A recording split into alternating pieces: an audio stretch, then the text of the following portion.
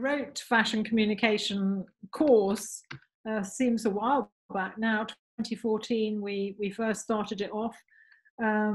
Danny was fairly in quite early on actually, and in the early days when we were experimenting, and then you know, by miracle of miracle we got staff. Oh God. Which was great. Never look back. That's me. Okay. My name's Emma Collins. I'm a lecturer on the fashion communication course with a specialism in visual promotion.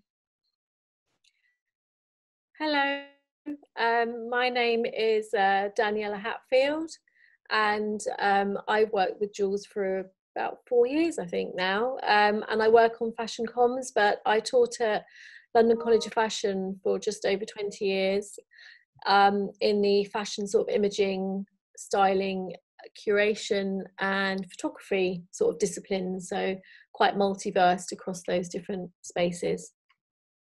So we've all come from very different backgrounds, and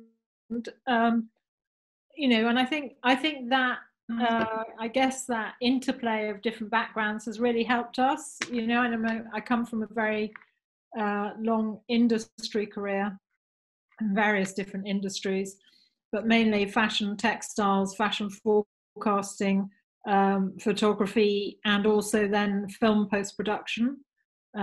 So very intense 24-hour, not 9-to-5 industries, I'm afraid. It's pretty full on. Learn the software. So you're also like, you're academic queen as well though, aren't you, Jules? Because you've just got your doctorate. Well, yeah, I don't know. It's just, yeah, I never imagined it would go that way, really. I didn't start off thinking, oh, I've got to get a doctorate or anything like that. It just sort of evolved. So, yeah, I suppose so from that point of view, it's gone that way. And I suppose research is part of it. And research is part of academic training, I suppose.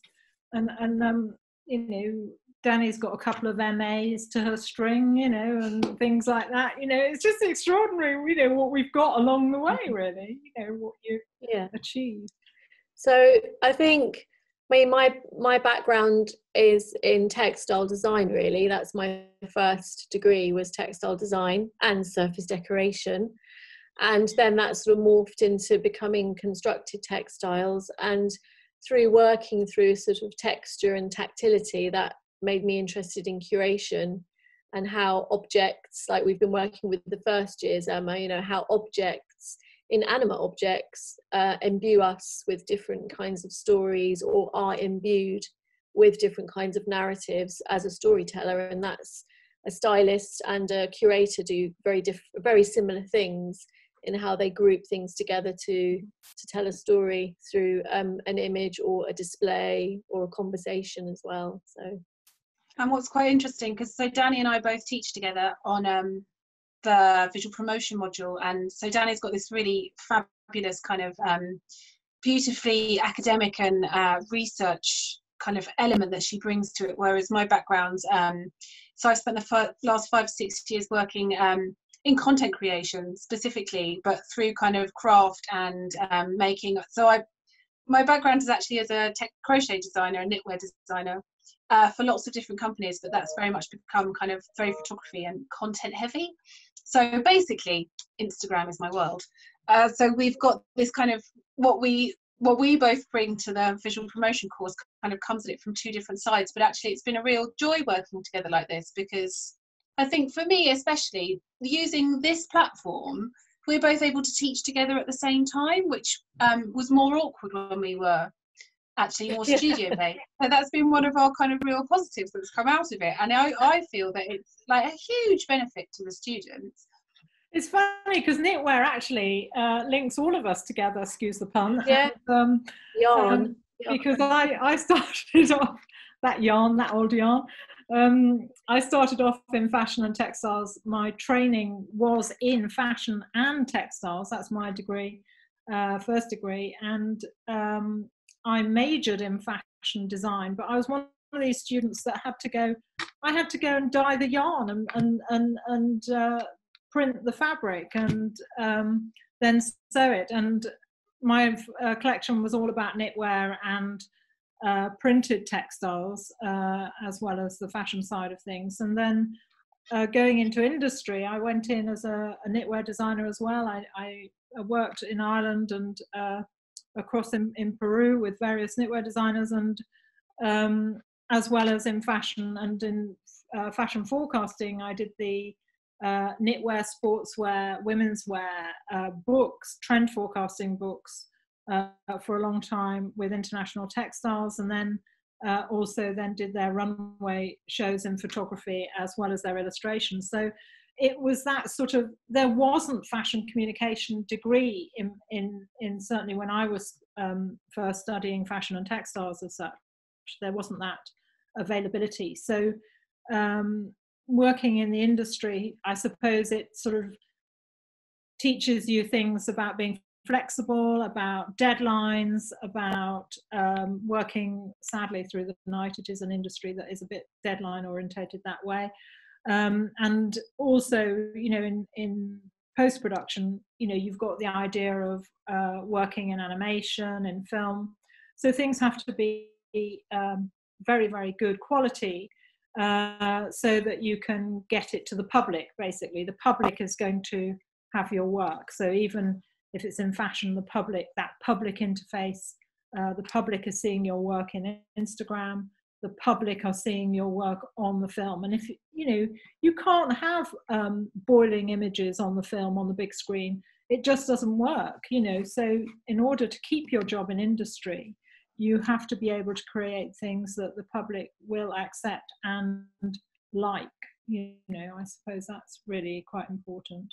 I think it's really interesting developing the work from a point of view of level 4, where they're needing a lot more reassurance at this stage, and level 6, where they're just finalizing their work. I mean, I've just literally come off a sort of in tutorial group convo with my lot, just going through the learning outcomes and the marking criteria for the final years, and they're just literally about to hand in. They're going to hand in next week, and that's their sort of final hurrah, really. Which and in order to sort of stop dissonance, I suppose, that awful, you know, after hand in, then what? I think the graduate handbook will come into its own, and I think having something that's actually physical as a graduate handbook, a printed copy edition that we can then present to them, we can give it to them when we see them next, whenever that may be. It might not be until the February 2021 graduation ceremony. So, you know, if we can do that and have that sort of lovely reunion with our level 6s, will be really quite an amazing, you know, amazing situation. I would really love it, and I think the final year students would make every effort to come be with us. So I'm looking forward to that. Sorry, Jules, I was just going to say, sorry to cut you in, but I think the word punctuation feels quite important at the moment. There's these points, like even with Emma and I, or touching in with you, just the punctuation point of kind of this idea of like an ongoing void. I think those level 6 students are feeling there's like just a void. Yes, of something. Exactly. It's a horrible thing. Just punctuating it with something to kind of, it's like an anchor, isn't it? And Emma and I have talked about that with the level 4, is just to dip into the anchor and, you know, check it's still there, and then go off again and come back again. So it feels very much like there needs to be some sort of pause, whether it's going to be February if they come together with MA students, perhaps. I don't know whether that's something they might do. Yes, which could be quite a nice dialogue for MA and undergraduate to come together in a graduation, which wouldn't ordinarily. I think that would be lovely, and that, you know, they've changed the deadline for undergraduates now, that they celebrate with MA students. I think this year, I think is the first year that they're going to do that. So I think that's a really great dialogue to have, Danny, you know. And also the dialogue between level 4 and level 6. You know, we used to have that buddy system. I don't know that worked very well, and it was a means of level 4 connecting with level 6 and also being friends, because it's a small industry, and when they go out into industry they will meet each other again, it always happens. And it's nice to have that connection, nice to have that idea of continuing, and the idea of getting to know another student from a different year, which I think is really important. I think that's probably been our biggest struggle as well, actually, is with the level 4s especially, is that sense of connection and getting them to kind of meet with each other. I know one of the things Danny and I struggled with initially was when we were just trying to lecture, even when everyone's on this kind of platform of sharing things. We're using Teams a lot, and even getting them to say anything has been quite challenging, because it's quite intimidating when you can't see anyone, and if you're not that sure of your own work anyway, how you kind of get the voice up to start talking. And actually, again, we're having the pair of us being able to chat with each other. Us having a conversation is proving to be a real invitation to kind of get them to start contributing as well. And I think we found that really beneficial, to help them feel like they've got a place. I mean, it's a virtual place, but it's still a place where we both are together, kind of still chatting and still talking about stuff, and they're able to kind of come in and visit that when they need to. I think the work that you've done with the streaming, with level 4, I think that's really, really been superb, because you've had that conversation, as you said, it's been online, you've recorded it, and I think that's worked really, really well. And I think that's been so gentle and so nice, it's been lovely. Yeah. But what's been really interesting, sorry Danny, is where we've kind of had to change what we're teaching, because all of a sudden the situation's very different. So ordinarily, like they'd have the photography studios to use within the building and all those things, and so we had to kind of come up with an alternative way of teaching a certain element. So we did a sort of home phone photography setup. But what's really nice about having been able to film that was we've had so many visitors from other courses that we've been able to invite in to kind of watch that content as well. So it's kind of helped us open up to the rest of the School of Art, which is actually really lovely, and you kind of have that little kind of cross mingling, and I think that's a really nice opportunity which we wouldn't have had otherwise. Yeah. And I think you do realise how much, well, for me as a tutor, not all tutors are the same, I don't arguably, but I kind of rely, or I work very much on a sort of energy field, as it were. So body language, we aren't able to be in the space to kind of just hover and kind of, oh, that looks interesting, tell me more about this. We haven't been able to have that kind of spontaneity, which I think for me I thrive on in terms of the space. And do we need a break, and should we change the dynamic of here, or should we open the windows, all those kinds of little things that and all the atmosphere that you give with your music as well. So aren't able to be so flexible in that way, but it's made us think about, okay, what should we get together quickly for the students? I think they need this, this and this, and we've been able to go away quickly and then present it. So it's we've got quite a quiet first year as well, I think. So I was kind of thinking that maybe they would speak a little bit more, because of they've got the screen to hide behind. But actually they were exactly the same. But it'd be really good to get together as a year, as a course, to have maybe a Zoom party or something, because that's the difference between Zoom and Teams, is you can't see the number of people. Where because I went to a Royal College end of term party, and there were 93 of us. It was absolutely fantastic. It was really great fun. Yeah. And someone was a DJ, and someone else was sort of policing who was coming in, and it was really nice. It was just, and they'd mistakenly posted it on Instagram, so everybody came in. But I mean, it was just quite funny. But it was really a lovely event, and it'd be really nice to do that across our year, perhaps at the end of term, to celebrate our course, which would be quite fun to have. Because I've noticed with level 6, I've had to, I don't know if you've noticed this, Danny, I've had to pick up some of the students, and others have just motored through, Yeah. They're going through to the finish line. and others they've just been so shocked they've just stopped. It's just extraordinary. Yeah, no, there's quite a broad kind of difference. I think I've got my last sort of check-in with level 6 tomorrow. I just offered some time. I said I'm going to be on Teams for an hour. I'm going to have some music and an image there, and we'll just check in. And you know, I might get 4 people, but it's just like we were saying with Emma today. You know, it's just that kind of just a check-in, really. It doesn't have to be anything arduous or complex. It's just a moment to be in the space, isn't it, in a virtual space? Exactly. Yeah. And you know, I'm finding it sort of, you know, quite, you know, is it okay to let go? You know, I mean, are you all going to be all right? You know, it's just yeah. You know, we listening to Radio 4, they had a program, I don't know whether any of you caught it, they had a program last week on red brick universities, and some students have been just left in the air, and I just feel that that's such an opportunity missed, because, you know, I just feel that we are learning so much by doing different things, and learning to sort of see if, you know, see how we cope, how our students cope, but also, you know, it's been forced on us, this, and you know, it's a huge learning curve for all of us, students and tutors alike, you know, in that sense. You know, it's sort of learning how to cope with MS Teams, and learning how to cope with our teaching, and learning how to how the students are reacting, because we can't actually sometimes see, because see their reactions. The reactions. And I think like all the needs, aren't there, Emma, as well, like the level 4 needs, like you were saying, it is very much about reassurance. It would be anyway, even at the end of the first year, it would be much kind of,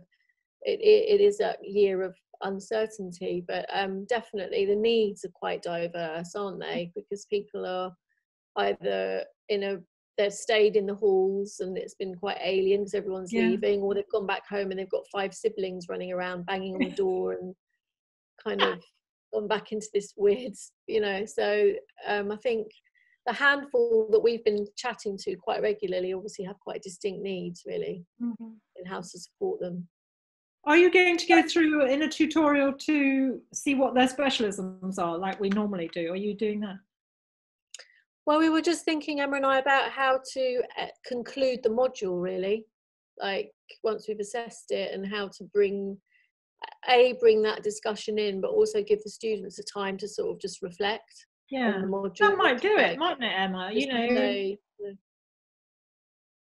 Absolutely. I think, but like Danny said, we do have, I think, especially for level 4, who would come away and were just starting their lives, and to have that kind of sudden sort of curtain drop, and they're being forced back to kind of this whole, you know, it wasn't what they were expecting. And I think a lot of them were just starting to find themselves and are now finding themselves sort of pulled back to this old life. So actually, I feel what some of them, clearly what a lot of them need actually, is just a bit of that kind of nurturing. And most of my one-to-ones, and we've still been doing our one-to-ones, I'm just doing it, you know, you're doing it elsewhere, aren't you?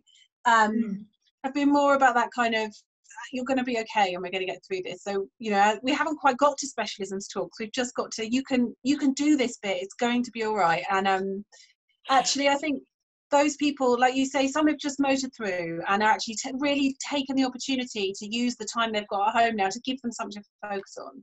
So it's become this kind of coping mechanism doing their project, whereas others actually need some space to just go, okay, and kind of let it process for a bit, I think. And that's the problem in level 6. They just don't have time for that, because they've got to get on and do their work, because otherwise they won't have the work to hand in, if you know what I mean. And that's the difference, I guess, in that sense. And I guess we never really did the specialism talk until after they'd handed in anyway, so you've still got time. And that would help that sort of resolution, I think, to the end of level 4. And expectations of level 5.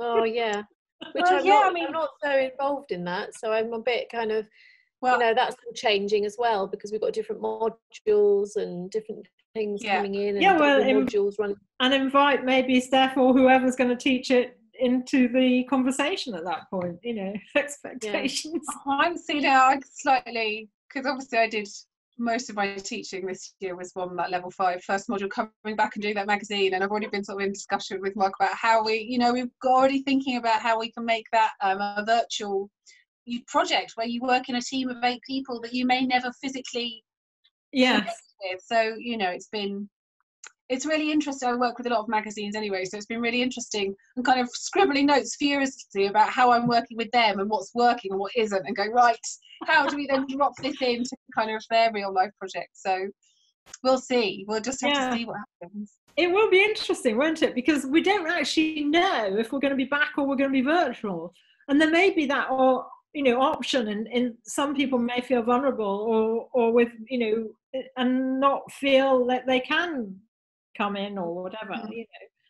So it could be an interesting.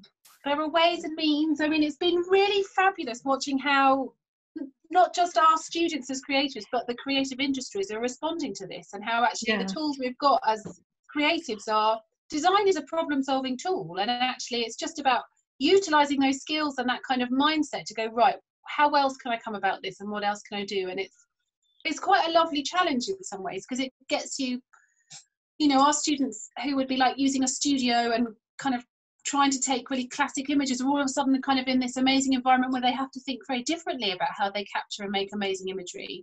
And actually it's a really beautiful opportunity to do something that's genuinely exciting and kind of putting you in a zone where you may not know what's going to come out of it. So I think it's just, it's looking to the positives, and the fact that we're lucky to have the skills to think creatively about how to kind of come up with solutions for stuff.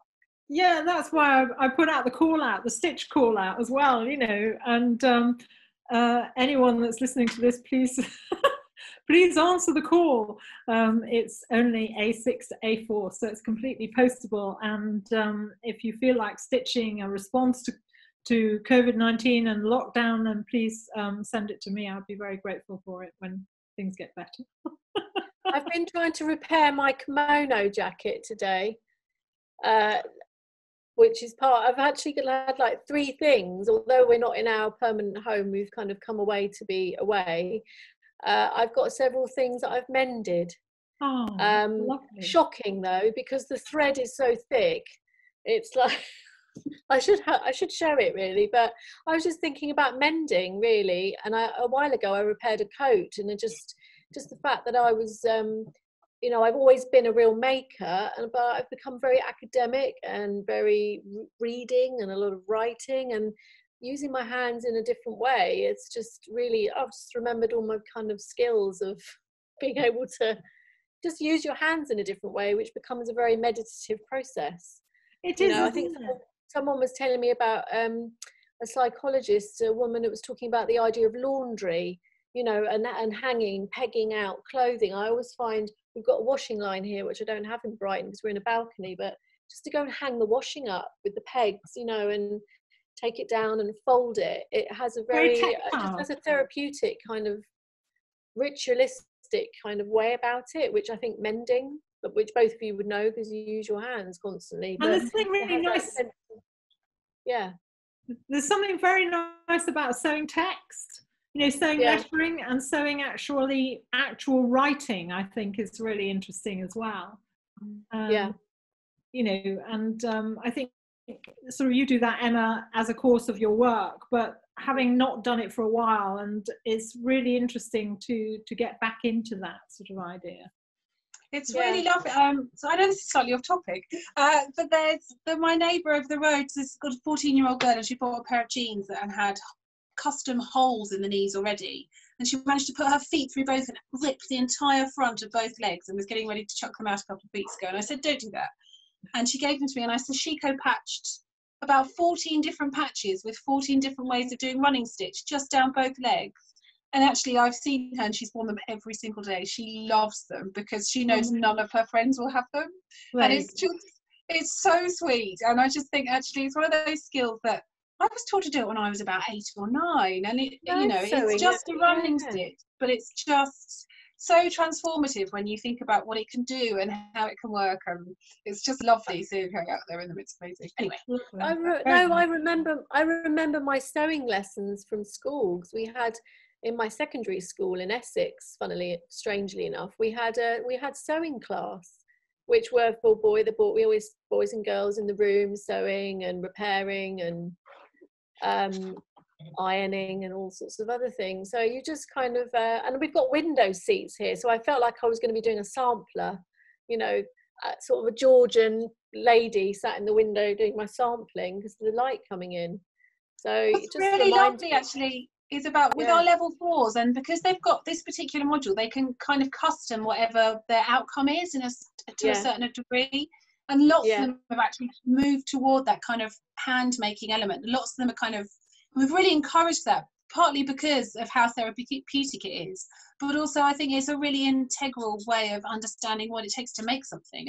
And lots of them are talking about sustainability with their projects and stuff. So actually there's this really lovely element, and I'm really looking forward to seeing what comes in with their hand in, and how they've utilised those sorts of skills with it. It's going to be brilliant. Yeah. And in the book, The Hand, Frank Wilson actually writes about it, because he writes about the whole cognitive hand actual sort of making coordination, which is so important, and so I suppose so important to humankind, really. And when we don't do that, we don't have that balance, then we're out of kilter in a funny sort of a way, and then we need to return back to that, you know, idea.